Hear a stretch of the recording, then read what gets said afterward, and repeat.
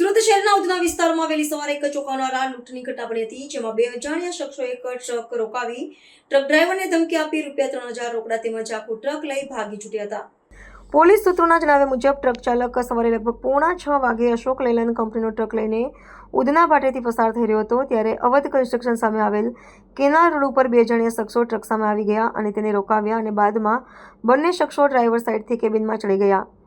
ટ્રકની ચાવી છીનવી લીધી અને ટ્રક ચાલકના ખિસ્સામાંથી ₹3,000 રોકડા રૂપિયા કાઢી લીધા। જ્યારે તેઓ મોબાઈલ પણ છીનવવાની કોશિશ કરી રહ્યા હતા, ત્યારે ડ્રાઈવર ટ્રકમાંથી નીચે ઉતરી ગયો હતો અને બંને શખ્સો ટ્રક લઈને સ્થળ પરથી નાસી છૂટ્યા હતા। આ અંગે ફરિયાદ મળતા ઉધના પોલીસ સ્ટેશનની સર્વેલન્સ ટીમે તાત્કાલિક કાર્યવાહી શરૂ કરી વિસ્તારના સીસીટીવી ફૂટેજ અને ટેકનિકલ એનાલિસિસના આધારે એક જ દિવસમાં બંને આરોપીઓની ઓળખ કરી તેમને ઝડપવામાં સફળતા મેળવી હતી।